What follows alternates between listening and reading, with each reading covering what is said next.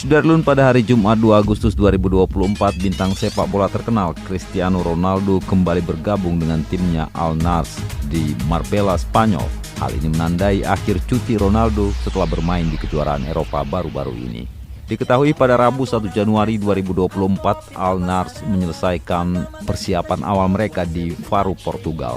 Para pemain kemudian siap untuk berangkat ke Spanyol untuk memulai fase akhir persiapan menjelang Liga Arab Saudi 2024-2025.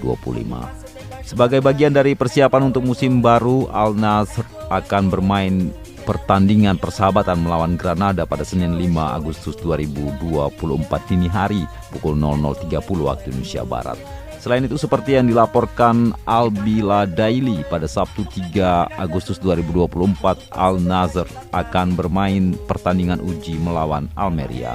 Ini menunjukkan bahwa tim siap untuk menghadapi masalah di musim mendatang.